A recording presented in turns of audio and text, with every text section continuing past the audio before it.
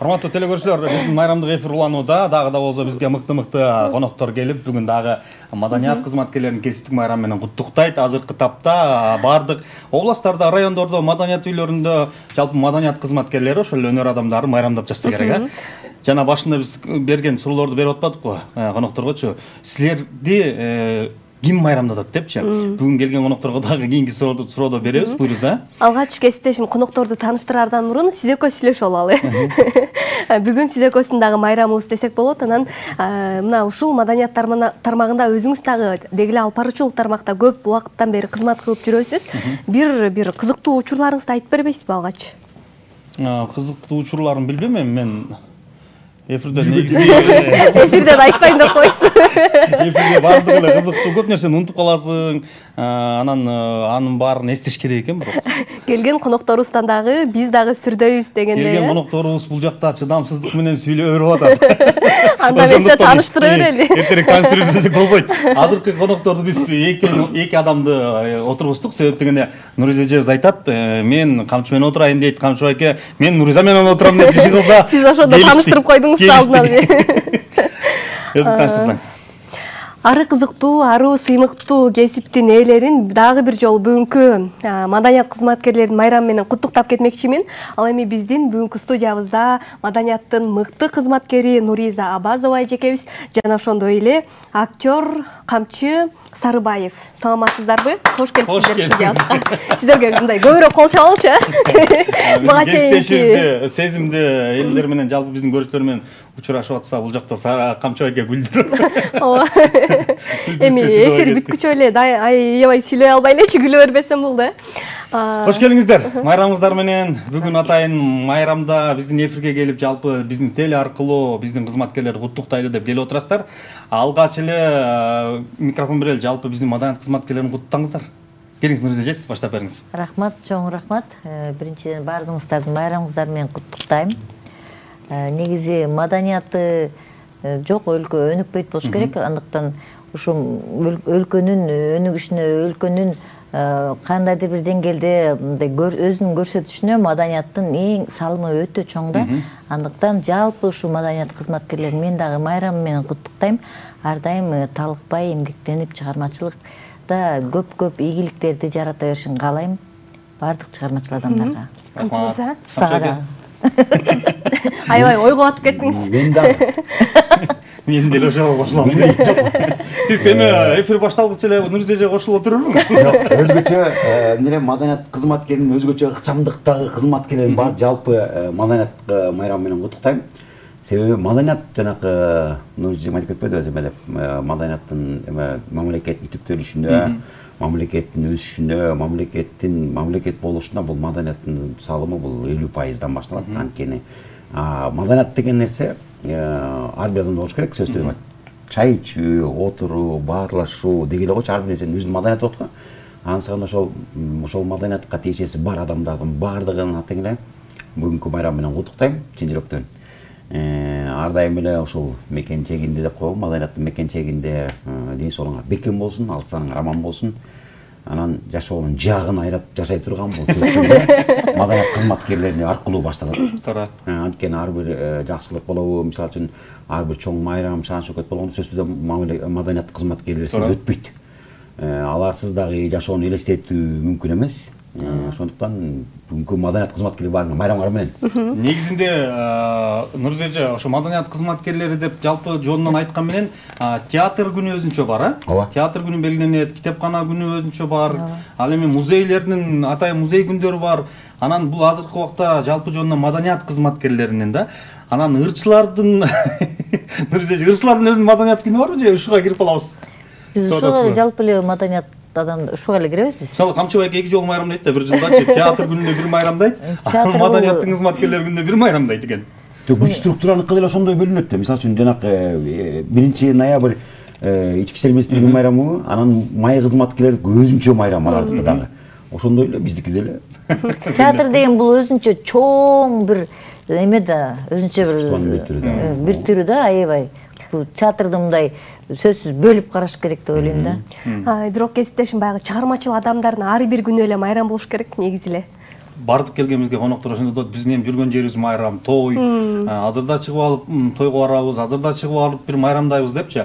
Анан негизи эле ушул маданият тармагына келгениңизге Нурзия эже канча жыл болду? Ырчылык менен мынакей алектен жалпы кыргыз элинин бир жүрөгүнөн түнөктө ырдап келесиз.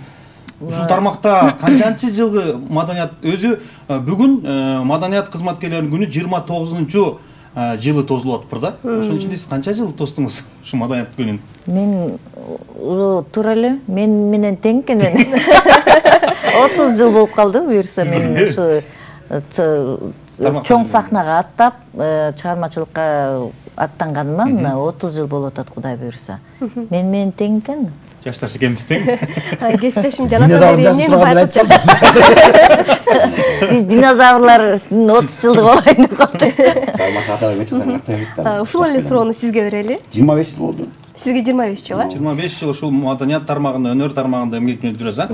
Анан ушул өнөр адамдарынан ушул актер, актрисалар деп коебуз, жана сиз айтып атпайсызбы, маданиятты көтөргөн ушул баягы өнөр адамдары депчи. Алардын ичинде сиздердин салымыңыздар чоң да. Себеп дегенде ар жакка барып өзүңүздөрдүн талантты көрсөтүп, өнөрдү көрсөтүп, баягы өтүп кеткен тарыхты кайталатып, ошол жерде бир роль аткарып, мисалы Алымбек атканын, Курманжан атканын ролдорун аткарып жүрбөйсүздөрбү кинолордо. Анан ырчылар деле ошондой. Элдик ырларыбызды жайылтып, ошол жерде ырдап, өзүнүн бир оологон оону менен жалпы көрүүчүлөрдүн жүрөгүнө түнөктөп атат да. Анан ошол маданият тармагында иштеп жүрүп, анан кызыктуу күндөр көп болот да. Негизи камча экен. Кызыктуу. Сиздики өтө көп болот да. Кызыктуу учурларды сурагысы келип турат. Моуну эсте калган деп айтпайм, меники билем. Бүтеле эсте калбайт. Эсте калбайт. Ошонун баардыгы жүрүп турган баскан турган жердин баарын чет мамлекетке тияк-бияктуу биздин фестивалда жадагасы жөнөкөйбүз, бирок спектакль ойноп атканда деле ошондой нерселер көп эле болот, андай кызыктуу күндөр. Кызыксыз учурларыңыз барбы анда? Кызыксыз учурларыңыз. Кызыксыз учурлар десем, мен андай кызыксыз учурларды өзүм жаман көрөм дейм. Ар дайым позитивдүү маанайда жүрөсүз. Адам мененчи мындай кээ бир кишилер болот го, баягы төрөлгөнүнө өзүнүн мындай нааразы. Ичине, бул мисалы үчүн деп коеюнчу, бул денесинин ичине жалаң бир ириген, чириген, жанагы капа болгон, үтүрөйгөн, ушундай нерсенин баарын толтуруп алган кишигечи кандай сүйлөп атсаң дагы сыр бербей мындай эмоциясы өзгөрбөгөн кишилер болот го, мындай деп. Ошондой кишилер менен отура албайм, такырман чыга албайм. Андай кишилер менен сүйлөшкүм да келбейт. Элестетип көрсөң, жанакындай бир мындай өзүмө барьер же рамка коюп алам, ошонун сыртынан бир саламдашып учашканда эле билинет го адам мененчи. Кандайсыз дегенде күлүп учурашсаң жакшы деп. Анткени сен биринчи өзүң күлүп сүйлөсөң, ал киши сага күлүп жооп берет. Биринчи учашканда эле жанагынтип эле урушуп көрчү, урушуп сүйлөшүп көрсөң, ал сага кайра урушуп жооп берет да. Ошондо биринчи мен күлүп кандайсыз, белки да учурашып көрөм. Эгер ал баягы мынтип баштаса, сен буга там-таңган деп жакка эле кетип калган экен деп ойлонуп. Анда Нурзия эже менен бүгүн экөөңүздөрдүн жылдызыңыздар келишип калыптыр да, бир отуралы деген. Негизинде шайда отургөндөр болот. Бирок арасынан бөлүнөт. Кээ бирөөчү, мисалы үчүн кээ бир чыгармачылык болот, чыгармачылык ушундай сонун немелер инсандар бар, бирок адамгерчиликине келгенде атып кетет да. Очай, мындай юмушун деп дегендер болот да. Анан андай нерселердин баары тең ар бир адам бирдей болбойт да. Ар бир адам ар башка беш, бирөө жанагы бажактаган бармактай болот. Анан бирөө аркаңан жанагы сая кууп чукуп жүргөн бирөө болот, анан чыпылактай болгон дагы бирөө болот. Деп чыгындап майдалап жүргөндөр болот. Чындыгында андай нерселер менен бирдей эле баары менен кандайсың, алсаң аманбы деп эле учурашып ошондой болот. Жакшы, чындыгында Жанатан Беримен айтайын деп эле башка сөзгө өтүп кетесиздер. Айта албайдым деп. Окшош кийинип алыпсыздар. Сүйлөшүп келдиңиздерби же каяктан келдиңиздер деп коеюнбу? Wi-Fi жакшы, кантип башталды? Күнүңүздөр кантип башталды майрамда? Майрам мен кандай эртең менен майрам башталды. Мен майрам ким куттуктады мени дейт. Жок, куттуктагандай, мындай болот го. Негизи бул башка ырчы чөйрөлөр менен биздики бул маданият чөйрөсүндөгүлөрдүн баарынын атын айта албайм, бирок менимче кошулат болуш керек. Башкалардын майрамдатканда маданият кызматкерлери алар ошолордун майрамын укмуш жасап берет. Өзүбүздүкүнө келгенде эле көңүл кош. Көңүл кош мындай эме болбойт да, эптеп жасап калчу эми деп мындай өткөрүп коебуз. Анан ии деп эле ушинтип каласың да. Эмнеге анткени болот да. Үйгө келгенде балдарым менен жанагы 1-июнь дегенде балдар күнү болот го майрамы. Ошондо барганда балды башка балдардын баягы сонун көкүлөтүп байрамдасың. Үйгө келгенде эле папа тияк барып келчи, салып келчи, койчу аякта киши көп. Койчу аякта пробка. Койчу аякта бирөөнү тебелеп атат. Койчу бирөөнүн жанагы сыгылышып жүрөт. Киши көп экен, аякка барбай эле койчу. Папа алып барып жанагы фонтанды койчу аякта кысылып жүрөт, аякка барбай эле койчу. Өзү көрүп атсың. Жок папа биздин көргүбүз келип атпайбы? Барып келет. Айдан апап көрсөтүп койсун, киргизип койгондон кийин кайра келгенден кийин балдардын баягы эмоциясын көрүп, чын ушундай нерсеге көңүл бөлүш керек турбайбы деп калат экенсиң. Чын айтканда өзүң майрамга келгенде эч ким мындай эме да көңүл кош. Кандай майрамга не жакшы ооз менен. Анан мындай болбойт. Бирок биздин театрда салт адатка айланып калган салтыбыз бар. 2 ноябрда театрдын ичинде жалпы жамаатыбыз менен отуруп алып, ошол жерде өзүбүздүн бир жүз менен майрамлап атай эметебиз. 23 февралда кыздар, 8 мартта биз балдар кыздарды, ушул 2 ноябрда болсо маданият майрамында театр общий аксакалдарыбыз бар, апаларыбыз, эжекелерибиз, агаларыбыз бар, аталарыбыз бар дегендей. Ошолор болуп чогулуп барып, дасторкон жайып, татынакай эле бири-бирибизге каалоо тилегибизди айтып, жакшы ой тилегибизди айтып, анан майрамдашып кетип калабыз. Ал жагы бар, биздики театрда бар. Сиз Нурзеже? Биздики эртең менен кандай башталды сиздики? Эртең менен куттуктоолор менен башталды. Биринчи кезекте эле баягы биздин үйдө негизи чыгармачыл адамдар бар. Анан биз ошо эртең менен турганда эле майрамыңар менен деп эжем жазат, иним жазат, бир туугандарыбыз баарыбыз бири-бирибизди куттукташып, баарыбыз үй бүлөнүн баары эле чыгармачыл. Баары эле. Бири-бириңиздерди куттукташасыздар да. Итине чейин маданият кызмат. Баардыгы эле. Негизи менин бир туугандарым бүт баары ырдашат. Маданият тармагында. Маданият тармагында үчөөбүз эле негизи. А бирок мындай ырдаганга келгенде бүт мындай баардыгы ырдашат. Демек бүгүнкү күн өзгөчө өтөт. Токтоолуктун баары эле маданияттын майрамын чыгарсын эле. Ошо токтоолуктар бир туугандарым. Ошо баары эле бүт баары майрамдаса болот. Анткени токтоолуктар эме го чын эң онунчу эң биринчиси аккордеон тартат төрөлгөндө, экинчиси комуз чедет, үчүнчүсү ырдайт, онунчусу эң жакшы, азыр мындай кылалы, урматтуу телекөрүүчүлөр, мына ушу бүгүн бизде студияда майрамды куттуктап келген таланттуу агаларыбыз, эжекелерибиз отурат. Алардын бири Нуриза Абазова. Мына ошол Нуриза Абазованын аткаруусунда бир жакшы клипти көрөлүк чогуу. Андан кийин биз кайра маегибизди улантабыз.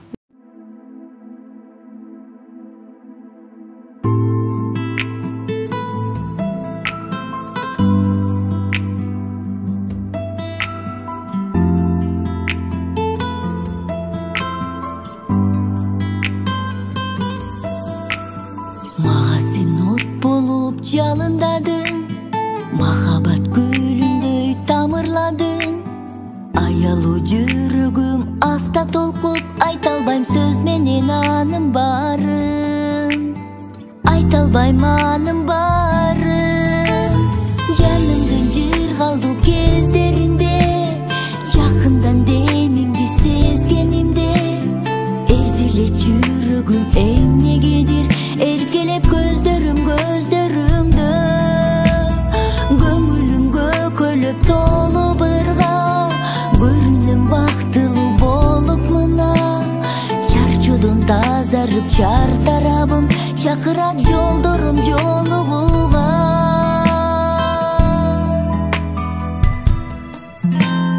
Өткөн күн өкүнтүп мени далай, өзүңдү көргөн соң эми самай.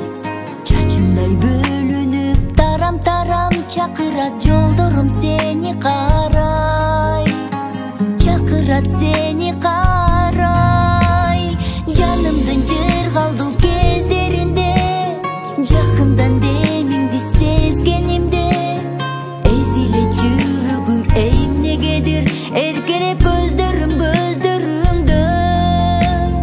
Көңүлүмгө көлөп толуп ырга, көрүнүм бактылуу болуп мына.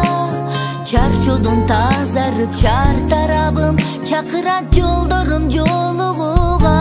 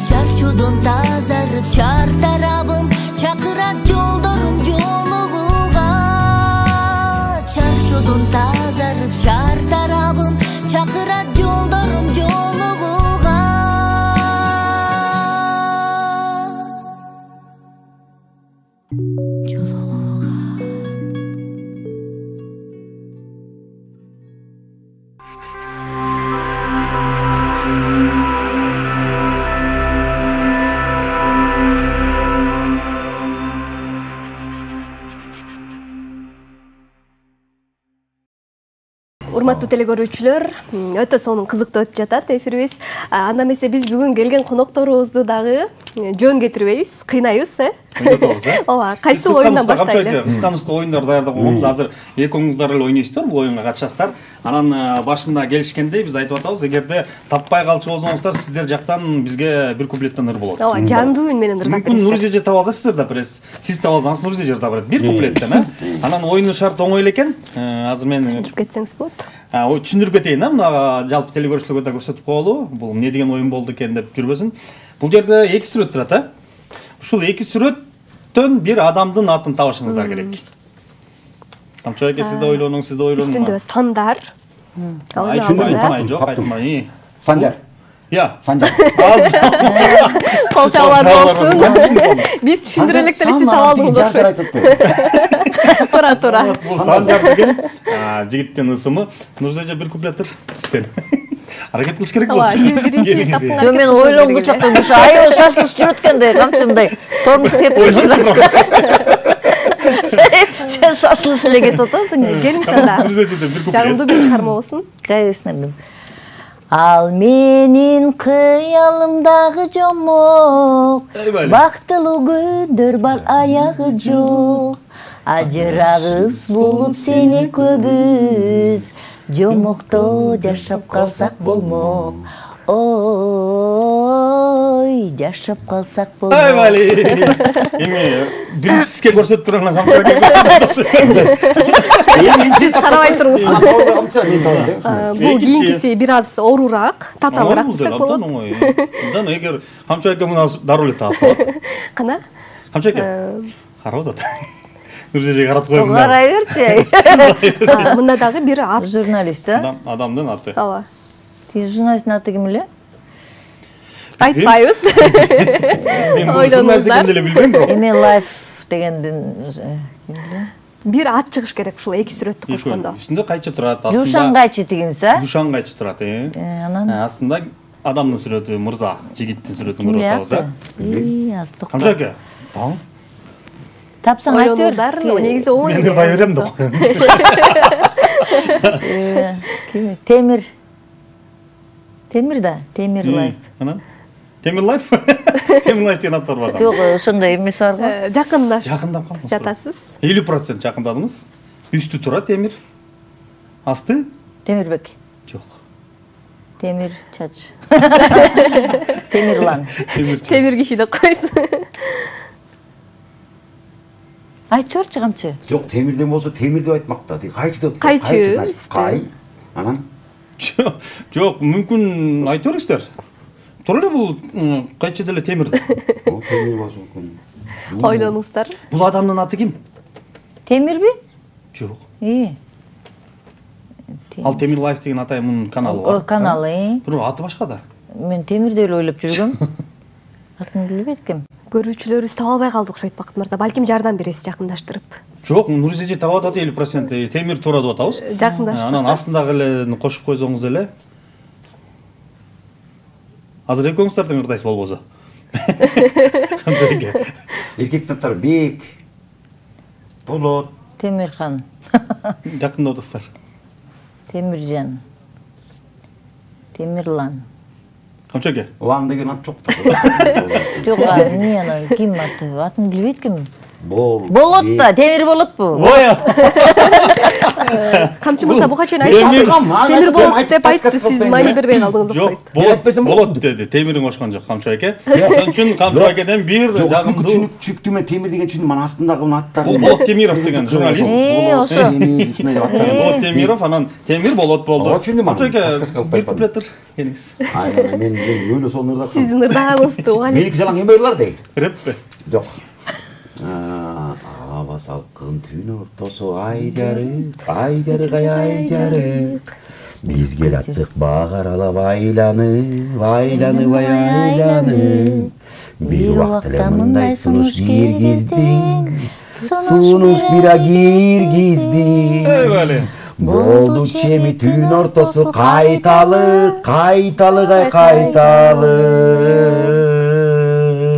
Кучактадың сен жаққа ықтадым, ықтадым, ай ықтадым, сен шықтадың құшағымдан шықпадың, шықпадың, ай шықпадың, шылпылы қылып чочубасын дегенсіп, ай дегенсіп, жаққандағы қызыл гүлден жеттадым, ай жеттадым. Акыркы сиздин оюн калды. Муну оппоң айтып басты. Көрсөтпөй деле коеюн деп койсуз. Көрсөтө берейин. Гүл алдында. Мечит турат. 5. Я. Ала, 5 деген ат бар ғой, ат жоқ қой баланың ішінің аты. Жоқ. Қыздың аты екен бұл. Мечиткүл. Тура. Мечиткүл. Тура дейсизби? Жумагүл. Я. Жумагүлбү? Азамат. Гүлдүн мечитке таандык, анан астында гүл турат. Рахмат, жакшы катышып бердиңиздер. Эки очко, сизге 1 очко да коюп. Айтпай мен уақыз айтсың, айтпай шағылап жүрмақпын. Сиз Атай Нурсежени күтүп аттыңыз. Ии да, жоқ, Жоқ, айтпай мен. айтып берді. Жоқ, ошо көргөндөн биринчи як бит якка, ұтып кетпесе деп анан. Ошондо кесиптешим кимдерди атабыз? Ким утуп калды? Юяк утту. Жок, Жумагүл деп таап алды да. Сиз утуп Мен калдыңыз. айтып бердим ого. Жардам бердиңиз. Сурап койдуңузбу? Жоқ, сурап айтып атпадым. Кыздын аты экен. Деппи? Иә. Тап деппи? Негизи андай нерсени жакшы таап экен камчы. Кыздын 40 жашылуу дейбиз, эми Нурсежевский бир кол чаап коелу, жеңишиңиз менен куттуктайбыз. Пелагол чайын сунуп коелук, Пелагол чай сизге үйүңүзгө алып барып, буюрса ысык демде ичесиз. Азыр суук болуп келатат. Чындыгында таза азыктардан жасалган. Сизге дагы берейин. Чоң Жана рахмат. албетте оюнга өтө активдүү катышкан Камчы мырза. Өзү үйдөн өстүп келгендер айтты го. Ким ичебиз да. Сиздер дагы үйүңүздөргө барып, өстүп келгенде алып калып биздин атыбыздан деген. сиздер да үйүңүздөргө барып, үй бүлөңүздөр менен Камчаке, ушундай эми сыймыкта. сизге суроо. Мынакей ушул театр жаатындагы адамдар азыркы убакта актерлор, актрисалар мыкты кинолор жаратып атат. Жакын арада кайсыл киного тартылып атасыз? Эмне эмгек кылып атасыз? Кинолордун билбейм, азыр кинонун баары чыгып атат. Азыр мен азыр тасмага тартып элекмин. 3 тасма, 2 тасмадан баш тартканга туура келип калды. Ден соолугума байланыштуу кичине орто жерден бери эметип калдым. Бирок тасмалар тартылып атат, жакшы тартылып атат. Мен тартылганы сүйүндүрүп атат. Анткени сандан сапатка өтүп азыр эл арасынан мурда башталганда баягы бир аттар бир сонун укмуш аттар чыкпады беле. Жарылган дөңгөлөк, сынган алма тетиги, өтүп кеткен машина деген бир кинолор чыкпады беле. Азыр болсо ошолордон сандан сапатка өтүп, азыр эл кайсы кинонун режиссеру ким, продюсеру ким, кайсы тартып атат, кайсы студия жакшы тартып атат деп. Ошо тандап калды, кайсы актерлор катышып атат деп ошону тандап калды. Ошону айтпайм, эл сынчылып деген чын. Ошо эл тандап чыгарып атат. Азыр болсо жанагы сапатка өтүп атканына аябай кубандырат. Анын ичинде адамдын баягы көбүбүз жашоодо көп нерсени байкабай, этибар албай, унутуп бараткан салтыбызды, бирибиздин адамгерчиликти ойгото турган тасмалар көп жаратып атат. Ошол тасмалардын жаралганы элдин азыркы жаштарды кечкеле баягы көрө кат менен чуркап жүргөндөрдү ойготуп, эй, мындай нерсени унутуп калдың сен, ушуну айтканды унутуп калдың, жөнөкөй нерсе. Апаңа жумасына бир жолу чалып, апа мен сени жакшы көрөм деп айтканды унутуп калдың. Ата, эй, бир туугандын ортосундагы ынтымакты, адам менен адамдын ортосундагы адамгерчилик деген нерсени ойгото турган тасма жараткан аябай кубандырып атат. Ошону көрүп алып, чыккандан кийин кээ бир кишилердин эмоциясын көрүп, ыйлап, күлүп, каткырып ошол нерсеге өзүндө унутуп бараткандарын ойготуп аткан тасма жаратканы мени аябай кубандырып атат. Ошону болсо сүйүнүп атам. Ошондой тасма көбөйө берсин дагы да болсо. Жакшы, ошонуз менен кубанып атат. Сиз айткандай чындыгында эле сапатты карап атат. Азыркы убакта баардык техникалар күчөп турган маалы, анан мыкты баягы кинолор жаралып атат да. Анын арасында көп пайда болуп. Анын арасында мыкты клиптер Нурсежеде жаралып атат. Сизде кандай жаңылыктар болуп жатат ушул жаатында? Мен кино жөнүндө айтып кетейинби? Мисалы үчүн азыр элдин дагы мындай элдерде өсүп атат да, мындай башкача. Мисалы үчүн мурда деген эл деген только көртүрлүккө алакты болушуп, мындай жашоо монтип тытынышып иштеп, көп маданий эме жагына берилбей, кинодо көрбөй алган, театрга да барбай калышкан элдер мындай эме болуп калганда, чарчап калган элчи. Азыр болсо эл кайта жанданып, ошо театрларга, концерттерге, кинолорго мынтип аябай дегендей эл баргысы келип улам сурап турушат да. Азыр эл мындай өсүп атат. Биздин маданият элибиздин маданияты өсүп атат деп ойлойм да. Себеби театрга, кинолорго барган адам баары бир ошо камчы айткандай сабак алат бардык нерседенчи. Анан элде өсүү болуп атат да. Ошол жагы бизди аябай кубандырат. Жакшы. Анан мен болсо деп Кудай буйруса мына клиптин үстүндө иштеп атабыз. Азыр сценарий жазылды. Бир Жашоо белек деген бир чыгармага сөзүн Сайра Батыркулова жазган, обонун Рамис Алиев жазган, ошого бир клип тартып атабыз. Экөөтөн күчтүү чыган инсандар. Ооба, экөөтөн күчтүү адамдар. Сөздөрү да Батыркулованын ырларын угуп жүрөбүз да, мыкты ырлары бар. Анан азыркы убакта клип актуалдуулугун жоготуп койду дейт. Клипти эч ким деле көрбөй калды. Азыр баардыгы андан көрө TikToктон эле бир кыска нуска нерселерди көрүп калды дейт. Анан клипти канчалык эл жакшы кабыл алып атат азыр? Эми анысын канчалык экенин билбейм, бирок эми менин түшүнүгүмдө ошондой, мен может эски динозаврларга келип калганбы билбейм. Ошолду мен TikTokко, Instagramга деле мындай өтө активдүү эмесмин негизи. Мен багы илгеркиден кичине эми чыгып келатат болушум керек да. Ошо клип эле жакшы, мисалы үчүн ошо Facebookка деле, Instagramга деле ошону жүктөп койсоң. Бирок бир жаңы ыр жаратканда бир клип тартып койгон жакшы болот дейм, Ал нерсени баарычы, ар бир ырчынын өзүнүн угарманы, өзүнүн көрөрманы болот да. Ал эмне чыгарса ошону сөзсүз жаккан киши ошону издеп көрүп турат сөзсүз. Ал токтоп деген жок болсо көнчө. Маанисине да, маңызына да каралып тандалса керек эми клиптер азыр. Ар бир ырчынын өзүнүн, ар бир чыгармачылык кишинин өзүнүн көрөрмандары болот го. Туура. Ошолор үчүн тартат да сөз. Себеп дегенде Нуриза эженин өзүнүн угармандары бар, ырлары эмнеге чыкпай калды деп. Бирок эми Нуриза эже ырлары чыкпай калган менен күндө жакшылыкта кызмат кылып, жар айтып, тойлордон эле бошобой жүрөсүз. Бошобой атат. Азыр дагы жакшы бүгүн биздин студияга атайын бошоп келип калыппыз. Азыр дагы бир жактан келет атат окшойбуз, да? Ооба, азыр дагы ошо майрамдык. Жакшы. Милициялардын майрамынан келетам. Милиция кызматкерлерин кыргыз милициясына 100 жыл болгон экен. Ошол. Мынакей кече 1 ноябрь милиция кызматкерлеринин кесиптик майрамы, анан бүгүн болсо маданият кызматкерлеринин кесиптик майрамы өкө жакын болуп калыптыр да. Маданият кызматкерлери ошол милиция кызматкерлерин куттуктайт да.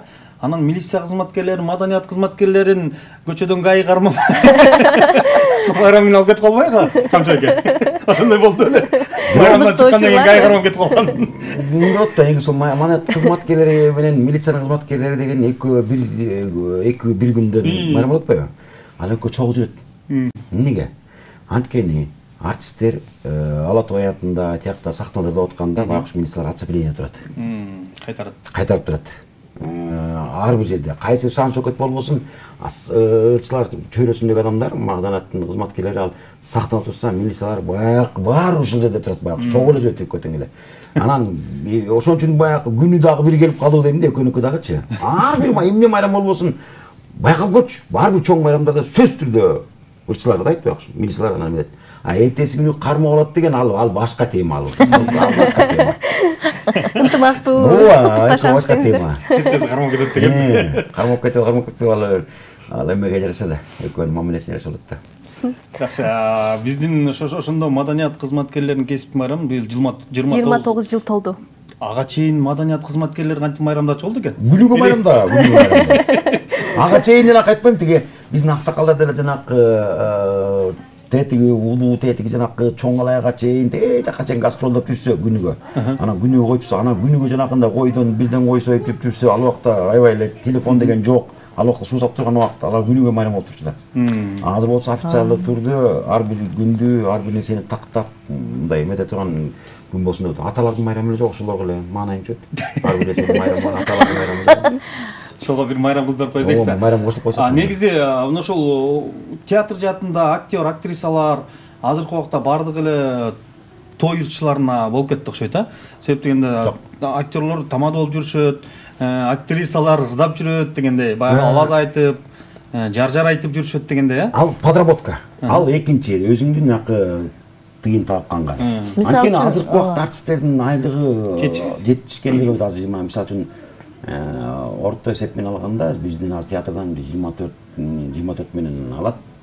24 миң. Жетпейт. Ал нерсени эсептеп көр, 4 баланан жалгыз үйдө бир киши иштеп атса, анан ошондо табыш үчүн кой. эртең маштең май кылыш керек, үйгө чыгара келет, анан дагы бирдеме болуш керек, ошон үчүн кой андан көрчү бир жерден иштегенден көрө дагы бир жерден деп анан алып подработка. Сахнадагы театрдын өзүндөгү жумушу менен аны эч качан баары артисттердин баары кетип калды деген болбойт. Артисттердин баары ошол жактан алып тыйын тапкан үчүн барат. Калган чыныгы чыгармачылык чөйрөсү бул сахнанын ичинде болот сөзсүз эле. Ошол эле актерлор мисалы үчүн билим алып атканда, окуп атканда сөз түрдө вокалдан сабак берет. Ошо бүт бардыгы ошонун баары жашоосунда театрда спектакльге да керек болот. Ошо актерлор мисалы үчүн ырдап кетти десе, ага таң калбаш керек, себеби ошонун билимин алганда алар. Бирок Нуруза эже, сиз тойдо көп жүрөсүз, анан кээ бирки баягы ырчылар бар, жөн эле башка үйдө отуруп анан бир күн ырчы болуп кеткендерчи.